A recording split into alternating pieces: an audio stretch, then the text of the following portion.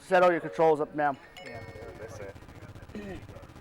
Hi, so we have a quick schedule change here. So IM is going to be running Trax for the Game Boy instead of the SSX3 run that was on the schedule. All right, Better run, in my take it opinion. away, Fo. What, a bias against sports games. Kill me. All right, let me know when you are ready for a countdown. I'm ready for the countdown. Okay, we're going to go in 3, 2, 1, go.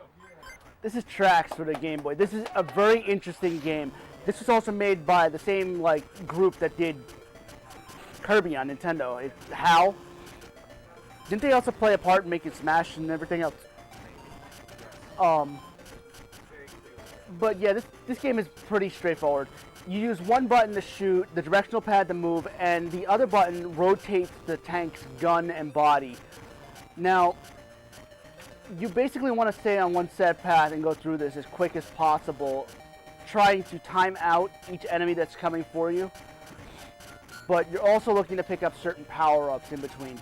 Now the bosses are pretty straightforward. They do a couple things and stay to one strict routine. Like this guy right here, he's going to grab his propeller, he can throw it, he can fly down at you, but like 10 or 20 hits, he's down. Now you also have a set number of lives, but there are like drops of fuel canisters, lives all around here. I think there's even a couple continues if I'm right? No. It's been a long time since I've done this, but I ran this game, IM runs this game. I think a lot of other people run this game, including another runner that we hang out with, E-Bloody Candy. I think he ran this. But there's an example of an untimely death. Usually before like bosses in areas with a lot of trucks, you'll see like random like drops for weapons, health, sometimes even an extra man. Like there, that's a roulette weapon. You can pick up like missiles, double shot forward and back, and a few other things. I think there's even a spread shot. Spread shot is worthless, mostly. Here's one of the more thought out enemies too. This is a dragon that's a tank that uses a boxing glove setup. And you notice if you take out its head, it still keeps going. But that's the end of stage 1, the grasslands. Now it gets more interesting. This is supposed to be a desert-like area, and look, it's got massive crates, drawings on the ground. Doesn't say sand to me. Does it say sand to you? For all the weapons that you pick up in the game, it only takes one hit for you to lose it. I must have done this pretty well because I don't remember you losing the weapons much. Oh, yeah, There's also, as you can see, there's a lot of lag in the game, so there's a lot of lag management. There's also a lot of explosions, which you have to avoid because that whole area, even if you're close enough to it, it'll still hit you. Like, we're going to go through a section in a while where it's kind of like a mine, and all the things in there just time out and explode. Not only does it lag, but it basically can kill you if you're not careful. And in this game, I mean, Infinite's killing a lot of the things, but if you can, you just blow past it and avoid it. Like, this is one of the more interesting bosses. You kill him, and he grows.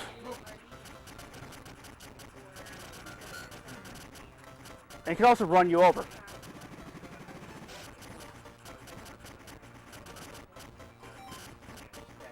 And if I'm right, you can only take like 4 or 5 hits per life bar.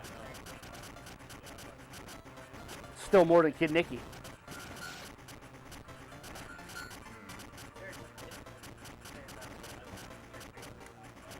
That's the other downfall to this game. You really have to be prepared of where your tank's gun is to keep going fast. Like, he just got that forward ring. He should have been facing forward, but since this is basically an unplanned thing that we're doing, it's whatever. At least we made it. Hey, look, you killed that guy.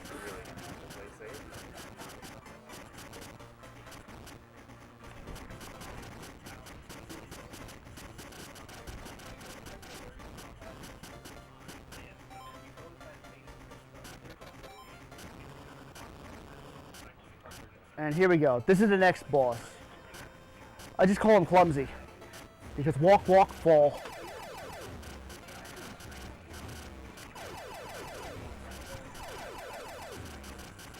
But this guy will constantly follow your sprite on the screen, so you just want to keep turning and shooting him. Lead him basically to 4 corners in a circle.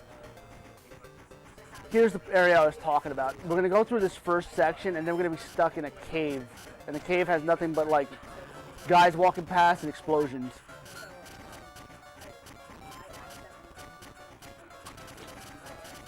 I'll have to slow down and try to play this as safe as possible because online.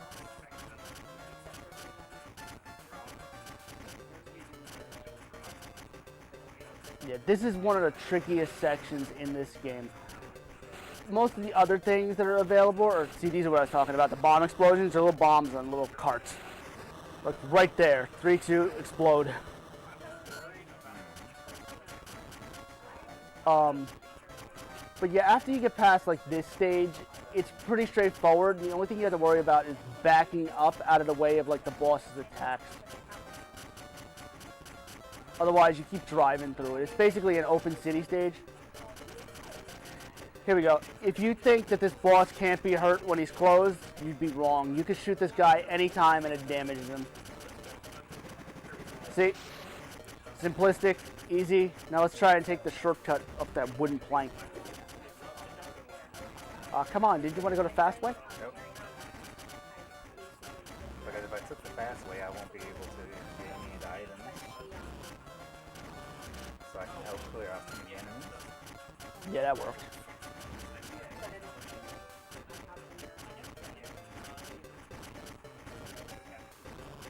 All those trucks at least have an extra life and a health refill. Which I will need for sure. That was close. You almost picked up the weapon for nothing. Now this is a little interesting thing. They add little guys on mine carts coming down trying to shoot you. This is easily the most useful weapon. Yeah, especially since you don't have to be facing forward. Now here's the most annoying boss in the game to me. Because this guy can pick, he's got a set direction that his head comes out in, but he's also got this little scissor that comes across and he tries to hit you with his hand.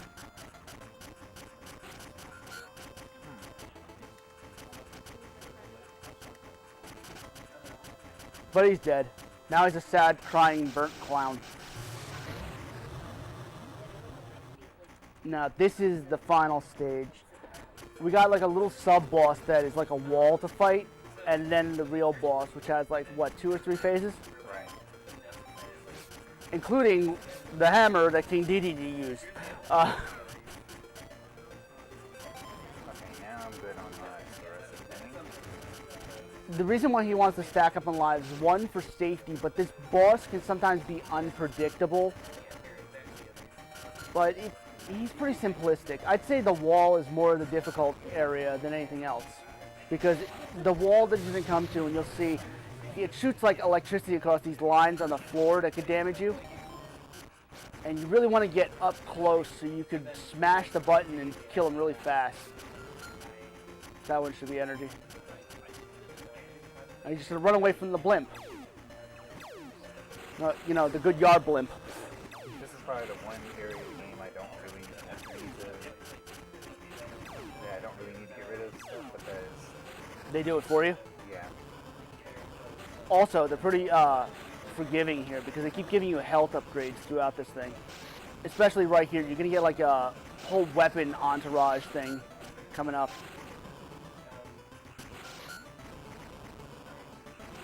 You're saying about those lives? Yeah, I'm fine.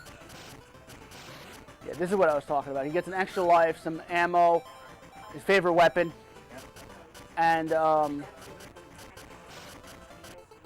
yeah, this is basically what I'm talking about. We're going into the final stretch here. You're gonna have all the bosses he fought, but by now you should understand their patterns and be able to do it faster. Oh, I almost forgot. The weapons do have a basic limit to them too. I don't remember how many shots it is, but eventually it'll just run out.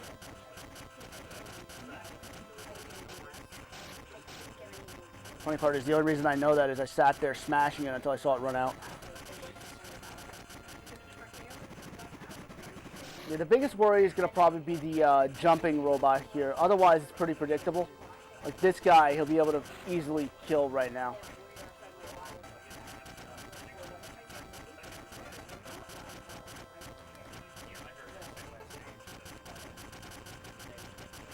And he's gone. The other thing I probably didn't mention, you could also kill his hand if you really wanted to, but it will most likely respawn with the next, like, coming out of the head.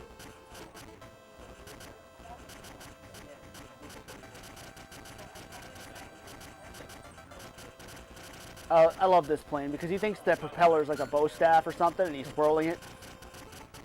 You see his hand shaking left and right. I was hoping to keep the two-way shot. What's next, the dragon? For this part. Nope, fallen guy. Does the dragon tank come back? No. It's just this, like sub-bosses. Yeah. Just a major one.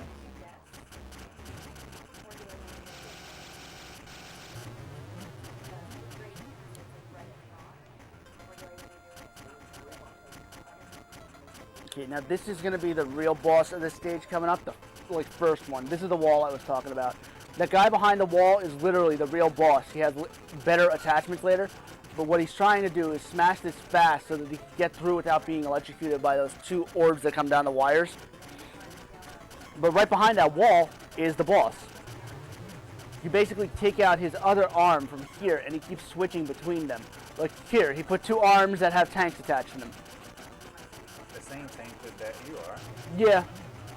It's like you're a rogue tank, just went on his own, wanted to get a better life. And now this is the best weapon that he uses, the fan.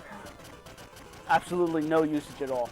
And now he stole King DD's hammer and put on a better arm. Okay. But this is what I was talking about. The hammer deals massive damage. So lives are kind of a good thing to have here. See, it took away half his health bar with one hit. And that sign. Yep, and now he holds up the best weapon. He gives up. And if you want more irony, you were driving around inside yourself. What? This is like Inception. Tankception? What was the time on that? 11:49. That's good. Worse than mine. For some reason, the boss has an obsession with the main character, as a lot of final bosses do. He just wants a hug. Give him a break. And Even if that that's hug the will simple crush ending him. of Trax. It's another one of those great Japanese games where 90% of the game is in English. That's where they ported it to America. They didn't have to do much work.